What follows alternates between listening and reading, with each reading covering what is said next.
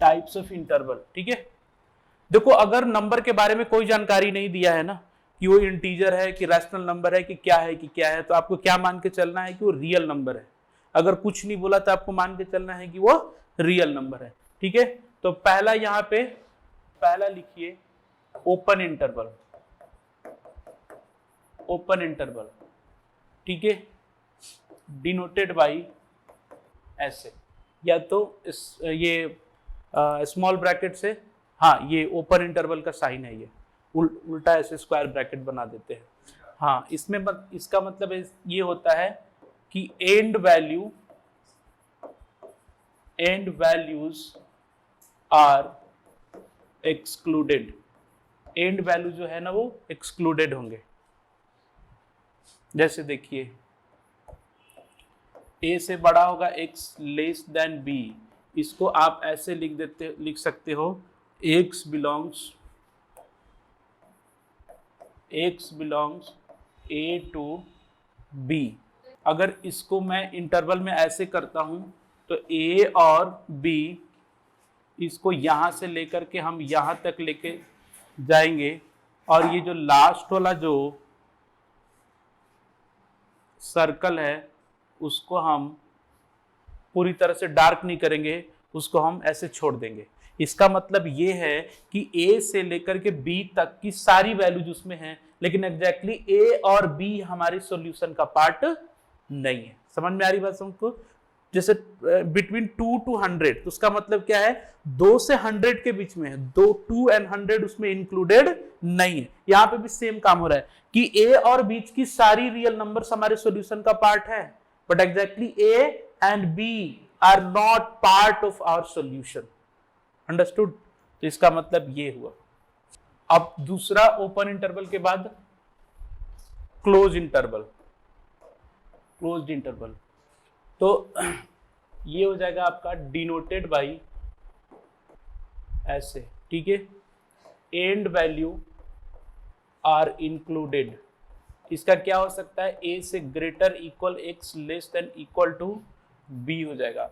इसको जब हम नंबर लाइन पर ऐसे करेंगे a और b को, तो यहां से ऐसे लेके जाएंगे और ये चीज क्या हो जाएगा, इसको पूरा की तरह से हम क्या कर देंगे, सेट कर देंगे। मतलब 2 to 100, मतलब कि 2 से 100 के बीच में तो सारी वैल्यू है ही अपनी पार्ट, लेकिन एग्जैक्टली 2 and 100 भी हमारे सॉल्यूशन का पार्ट है। इसका मतलब ये है। तीसरा semi open and semi close interval. Close interval में a और b माना जाएगा? हाँ जी, और ओपन इंटरवल में a और b नहीं माना जाएगा। तो ये तो ऐसे हो सकता है, ठीक है, और ऐसे, या फिर ऐसे, a से greater equal x less than b, और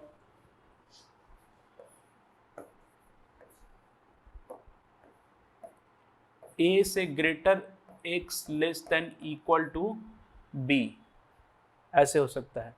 तो इसका लिखने का तरीका ये है कि आपका ये जहां पे ग्रेटर एंड इक्वल लगा है वहां पे स्क्वायर ब्रैकेट वाला साइन, और जहां पे नहीं लगा है वहां पे स्मॉल ब्रैकेट वाला साइन, या फिर a यहाँ पे ऐसे हो जाएगा इस बार, और b यहाँ पे क्या हो जाएगा, ऐसे हो जाएगा। अब यहाँ पे बच्चों इसको कैसे करोगे, यहाँ पे a है, b, यहाँ पे पूरा क्या रहेगा, ये डार्क रहेगा, लेकिन यहाँ पे ये क्लोज नहीं होगा क्योंकि वो मुझको नहीं चाहिए। इसको हम कैसे करेंगे कि यहाँ पे a है, b है, यहाँ पे ये ऐसे जाएगा,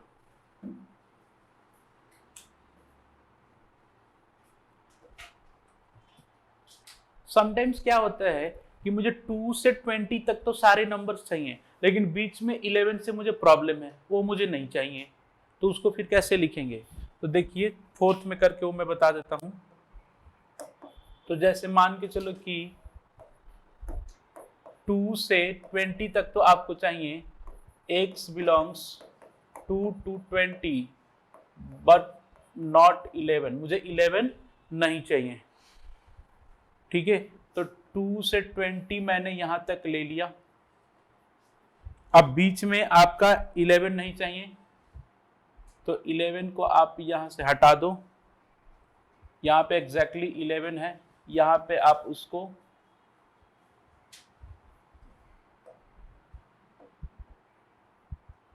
ऐसे कर दो, मतलब 11 पे क्या कर दो, ऐसे कर दो कि जो मुझे नहीं चाहिए वहां पे वैसे वाली सर्कल बना दो।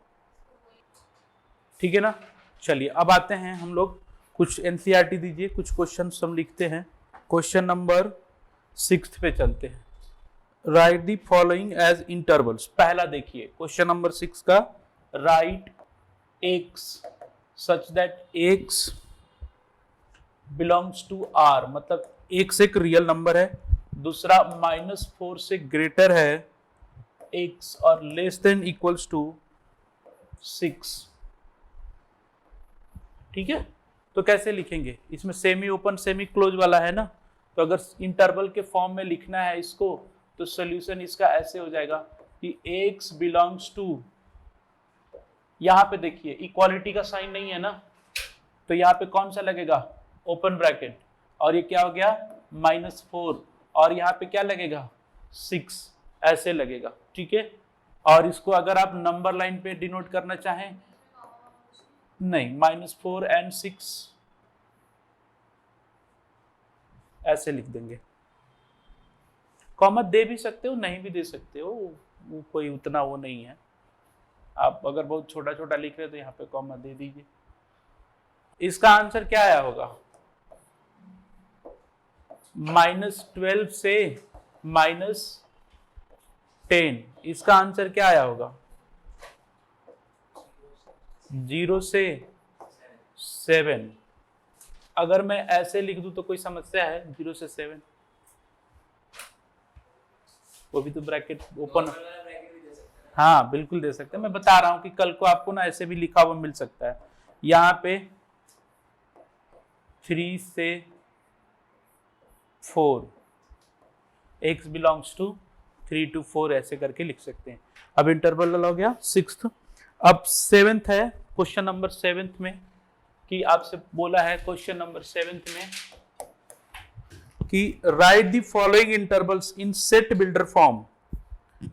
पहला है -3, 0, चौथा है -23 to 5, सेट बिल्डर फॉर्म। इधर देखिए नमान, तो इसको कैसे लिखेंगे, देखो यहाँ पे तो हम लिख देंगे x such that x belongs to r, real number से ही बिलोंग करेगा ये, ठीक है ना, क्योंकि कुछ भी नहीं बोला है। अब देखिए यहाँ पे -3 से ग्रेटर होगा x और लेस देन 0 हो जाएगा, ये है इसका सेट बिल्डर फॉर्म। अब ध्यान से समझोगे ना तो सेट जो है ना ये एक लैंग्वेज की तरह काम कर रहा है कि नहीं कर रहा। आपने सेट को कहां से स्टार्ट किया था, एक सिंपल डेफिनेशन के, इट इज अ कलेक्शन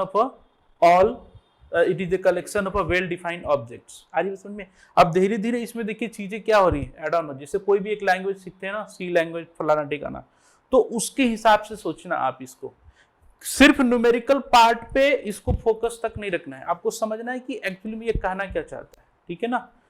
तो अब आते हैं, अगला हमारा जो है ऑपरेशन ऑन सेट, इस पे क्या ऑपरेशन हो सकते हैं, तो उसमें बेसिकली हमें क्या क्या पढ़ना है। तो एक तो यूनियन ऑफ सेट्स पढ़ना है, यहां से आपके क्वेश्चन आएंगे। ठीक है, ये वो पार्ट है जो आप किसी भी कॉम्पिटिटिव एग्जामिनेशन में बैठेंगे इस पे क्वेश्चन डेफिनेटली बनेगा, सीवीटी में या कहीं भी रीजनिंग अगर पढ़ रहे हैं तो रीजनिंग के लिए तो फेमस टॉपिक है ये। ठीक है, उसके बाद intersection of sets,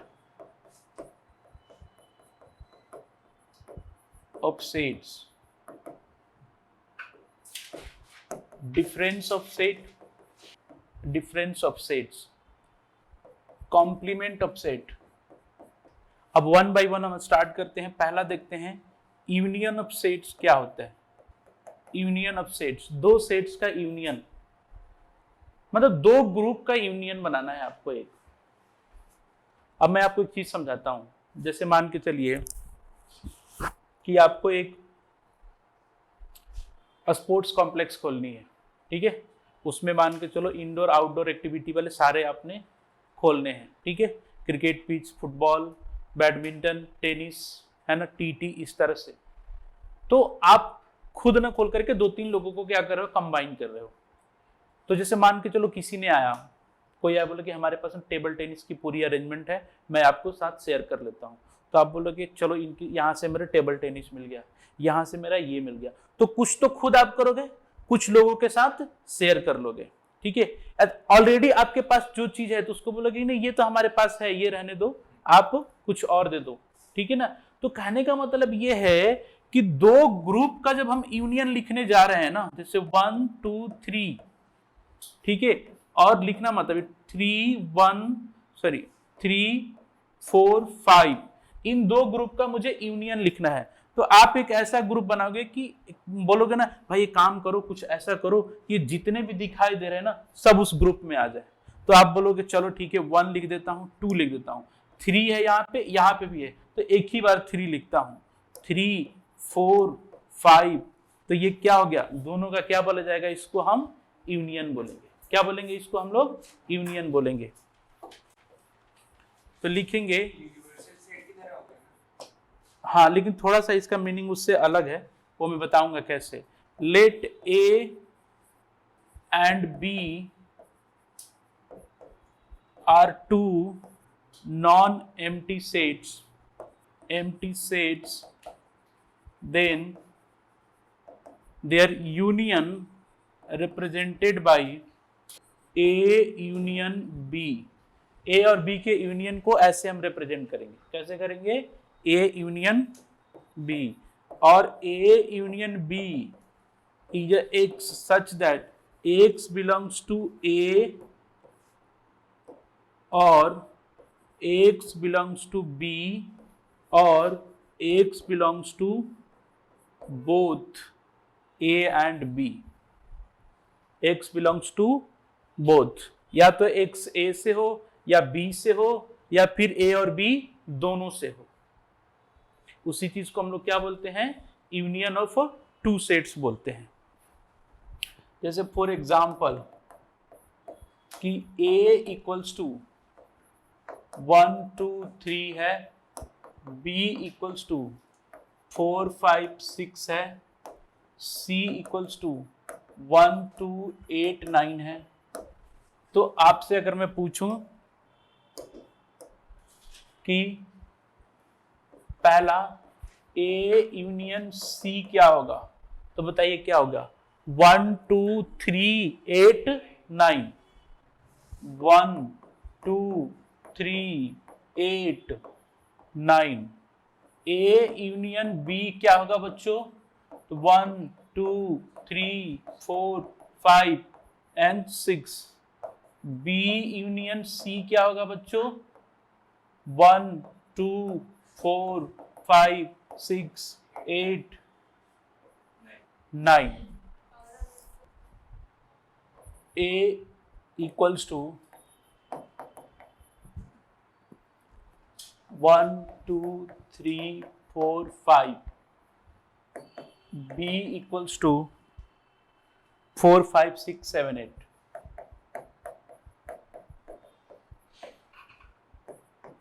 C equals to 7 8 9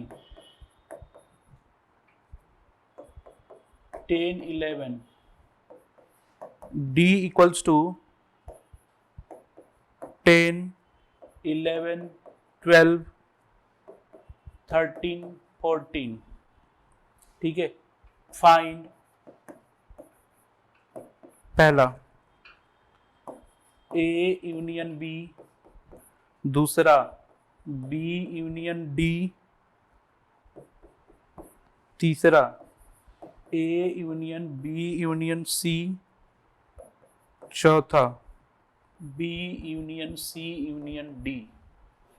ठीक है, तो सबका आ गया आंसर, ये बताना है किसी को, सब और डन ना, बताऊं या बता दूं, चलो ठीक है। किसका फोर्थ, ये b union d union B union c. देखो जी, हाँ तो बी में तो 4 5 6 7 8 सी में आपका 7, 8, 9,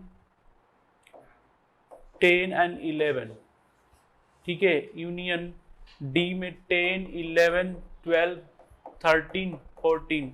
ध्यान से देखें तो 4, 5, 6, 7, 8, फिर 9, 10, 11, 12, 13, 14। तो यहाँ क्या हो जाएगा? 4, 5, 6, 7, 8, 9, 10, 11, 12, 13, 14। आप इसको चाहें तो सेट बिल्डर में लिख दो, एक such that x belongs natural number और 4 से बड़ा या बराबर होगा, x less than equals to 14 होगा। आप इसको ऐसे सेट बिल्डर में लिख सकते हैं, ठीक है। Properties of union of sets. Union of sets की प्रॉपर्टीज क्या है? तो पहला देखिए इसमें कि A यूनियन B करो या B यूनियन A करो, कोई फर्क नहीं पड़ता है, ठीक है। और इस प्रॉपर्टी को क्या बोलते हैं बताओ? क्लास 8 में पहली बार पढ़ा होगा। A into B equals to B into A, क्या बोलते हैं? कॉम्यूटेटिव प्रॉपर्टी, यही बोलते हैं ना। A plus B equals to B plus A, क्या होती है इस चीज को? प्रॉपर्टी को क्या बोलते हैं? उल्टा सीधा एक समान हो तो कम्यूटेटिव प्रॉपर्टी बोलते हैं। मतलब यूनियन ऑफ सेट्स जो होता है कम्यूटेटिव प्रॉपर्टी को क्या करता है? फॉलो करता है या कम्यूटेटिव होता है। तो union of sets are commutative, यहां पे लिखेंगे union of sets are commutative. दो सेट्स का जो यूनियन होता है ना वो कम्यूटेटिव होता है। दूसरा जो यहाँ पे है कि ए यूनियन ए जो है वो क्या होगा? हमेशा ए होगा, ठीक है। तीसरा ये है कि ए यूनियन यूनिवर्सल सेट जो है वो आपका क्या होगा? यूनिवर्सल सेट होगा। चौथा ए यूनियन फाई वो क्या होगा? ए होगा। पांचवा a union B union c करो या a union B union c करो, एक ही बात है। और इस प्रॉपर्टी को क्या बोलते हैं हम लोग? एसोसिएटिव प्रॉपर्टी बोलते हैं। Union of sets are associative. छठा A union B union C. अब किसी को ये दिमाग में बात नहीं, उसने डिस्ट्रीब्यूट कर दिया इसको, तो a union B union a union c, ठीक है। तो ये क्या हो जाएगा? Union of sets are distributive, ये डिस्ट्रीब्यूटिव प्रॉपर्टी है। If a is subset of b then a union b की वैल्यू जो होती है ना वो बी होती है। अगर ए बी का सबसेट है तो उन दोनों का यूनियन जो है ना, ए और ए बी का सबसेट है तो ए और बी में बड़ा कौन है? बी। तो यूनियन के केस में ना हमेशा बड़ा वाला आंसर आता है। अरे समझ में? जैसे बचपन में सीखा होगा कि दो नंबर, ध्यान से सुनना, इधर थोड़ा सा सुन लो। दो नंबर है ए और बी, ठीक है, जिसमें से बी ए से बड़ा है। दो नंबर है ए और बी जिसमें बी ए से बड़ा है। तो इन दोनों का एलसीएम जो है ना या तो बी से भी बड़ा आएगा या बी के बराबर होगा। और इन दोनों का जो एचसीएफ होगा ना वो या तो ए से भी छोटा आएगा या ए के इक्वल आएगा। सेम केस यहाँ पे होता है कि दो सेट्स हैं ए और बी जिसमें से बी बड़ा है ए से, मतलब कि ए जो है ना बी का क्या है? सबसेट है। तो दोनों का यूनियन बड़े वाले से भी बड़ा आएगा या उसके इक्वल आएगा। और दोनों का इंटरसेक्शन जो अगला टॉपिक में पढ़ाऊंगा या तो छोटे वाले से भी छोटा आएगा या फिर उसके इक्वल आएगा। बिल्कुल एलसीएम एचसीएफ की तरह काम करता है। आप इसको देख सकते हैं इजीली कि जैसे एग्जाम्पल के तौर पर मान के चलिए मैंने यहाँ पे एक एग्जाम्पल लिया कि a इक्वल्स टू ले लिया हमने 1, 2 और b इक्वल्स टू हमने ले लिया 1, 2, 3, ठीक है। a जो है b का सबसेट है तो a यूनियन b जो है अब निकाल के देखो क्या आएगा? 1, 2, 3 आ रहा है कि नहीं आ रहा है? जो b के इक्वल है ना। तो अगर a b का सबसेट है तो a यूनियन b क्या होगा? b होगा। अब कम से कम 3-4 एमसीक्यू क्वेश्चंस यहाँ पे हो गए, है ना। कि भाई ए यूनियन ए क्या होता है, ए यूनियन यूनिवर्सल क्या होता है, ए यूनियन फाई क्या होता है, A union B union C, A union B union C. तो सेम चीज यहाँ पे लग रहा है आपका एसोसिएटिव प्रॉपर्टी, यहाँ पे लग रहा है आपका डिस्ट्रीब्यूटिव प्रॉपर्टी। और एसोसिएटिव, डिस्ट्रीब्यूटिव और कम्यूटेटिव तीनों को फॉलो कर, ठीक है ना। चलिए कर लीजिए इसको। थर्ड वाले का एग्जांपल ले लो, जैसे मान के चलो कि यही वाला हो गया ना, क्योंकि एक्चुअली ध्यान से देखोगे तो अगर यूनिवर्सल सेट है तो ए तो उसका सबसेट होगा ना। तो जब ए बी का सबसेट है तो क्या हो जाता है, बी हो जाता है। मतलब A is a subset of universal set, तो उसका आंसर क्या हो जाएगा, universal set. Intersection of sets, दो सेट्स का इंटरसेक्शन। तो अगेन वहीं से स्टार्ट करेंगे कि let A and B are two non-empty set, then their intersection denoted by A intersection B, ऐसे A intersection B, इसका मतलब है A उल्टा U और फिर B। अब A intersection B का सीधा मतलब है कि X such that X belongs to A and X belongs to B। ध्यान से देखो वहां पे और वर्ड था, यहाँ पे एंड वर्ड है।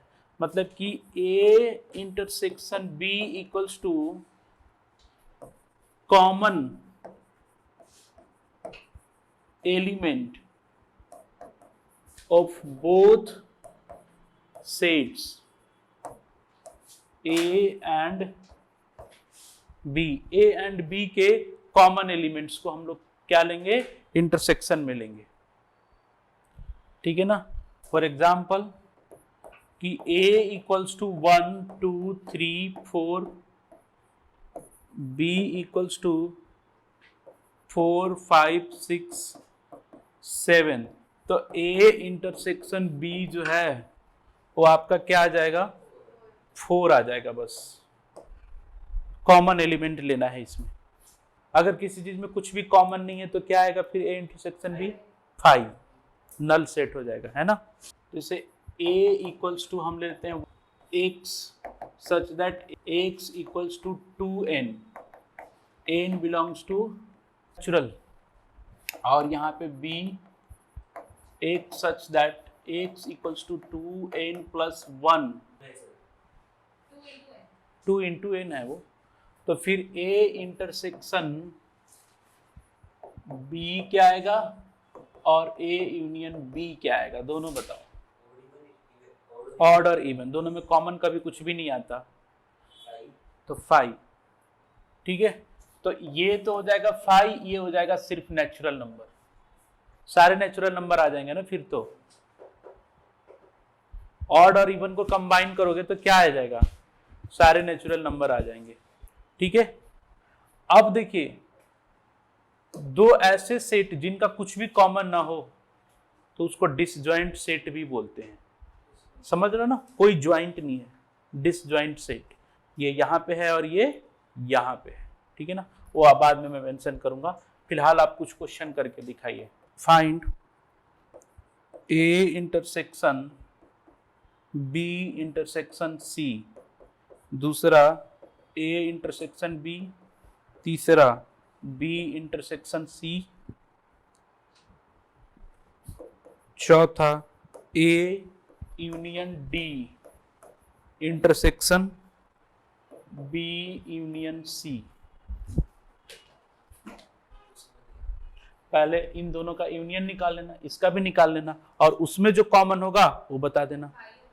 देखिए जी, पहला मैं फाइंड आउट करके बता देता हूँ। A union A intersection B intersection C। तो सबसे पहले देखो कि B और C में क्या कॉमन है। तो A को तो रख दो 1 2 3 4 5, ठीक है, इंटरसेक्शन। और B और C में क्या कॉमन है नोमान, 7 8। अब इन दोनों में क्या कॉमन है, कुछ भी नहीं, तो इसका आंसर क्या हो गया, 5। दूसरा वाला क्या बोल रहा है कि A इंटरसेक्शन B, तो A इंटरसेक्शन B में 4 और 5 आ जाएगा। तीसरा B इंटरसेक्शन C, तो 7 8 आ जाएगा। चौथा A इंटरसेक्स यूनियन D, तो A यूनियन D का मतलब क्या हो गया?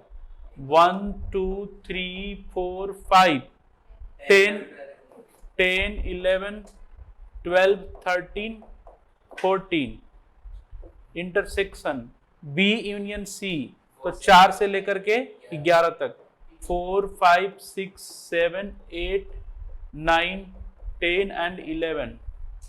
तो फिर क्या हो जाएगा यहां से 4 5 10 11 12 13 10 11 तक ये चीज कॉमन आ जाएगा। तो 4 5 10 एंड 11 ये इसका आंसर आ जाएगा। ठीक है, properties of intersection of sets, sets के इंटरसेक्शन की प्रॉपर्टीज क्या होगी। ठीक है, तो चलो उसमें पहला कि A इंटरसेक्शन B करो या B इंटरसेक्शन A करो, बात एक ही है। A इंटरसेक्शन A करो, A ही आएगा, ये कम्यूटेटिव प्रॉपर्टी को फॉलो हो गया ना। तीसरा, if A is subset of B then A intersection B जो है वो A आएगा। अब इसमें जो छोटा वाला होता है वो आंसर होगा। ठीक है, तो चौथा A इंटरसेक्शन यूनिवर्सल सेट क्या आ जाएगा? A। पांचवा A इंटरसेक्शन फाई क्या हो जाएगा? फाई। छठा A intersection B intersection C, A intersection B intersection C। सातवां A intersection B intersection C, तो A intersection B intersection A intersection C। आठवां आपका A union B intersection C, तो A union B intersection A union C। Ninth A intersection B union C, तो A intersection B union A intersection C। ठीक है, चलो आप लोगों को एक चीज दिखाता हूं, वहां पे दिखाई नहीं दे रहा होगा। ऐसे तो याद नहीं होगा कि जैसे A जो है B प्लस C से मल्टीप्लाई हो रहा है, इधर देखो, तो उसको हम लोग ऐसे लिख सकते हैं कि AB प्लस AC। ठीक है ना, आपको ऐसा नहीं लगता कि ये चीज ना इसमें और इसमें मल्टीप्लाई हुआ है? लग रहा है कि नहीं लग रहा है? देखो A यूनियन B के साथ भी, A यूनियन C के साथ भी, और ये बीच में क्या हो गया, जैसे प्लस का साइन बीच में आया था ना यहाँ पे, वैसे ही। तो इसको क्या बोलेंगे? Union distributes over intersection. क्या लिखेंगे इसको? Union distributes over intersection. यहां पे लिखेंगे इंटरसेक्शन डिस्ट्रीब्यूट्स ओवर यूनियन। ये जैसे पूरा क्लास क्या है, एक यूनिवर्सल सेट में हम लोग जो बैठे हैं उससे क्या है, वो सबसेट है। तो इस पूरे क्लास का और मेरा क्या कॉमन है? तो मैं खुद कॉमन हूं।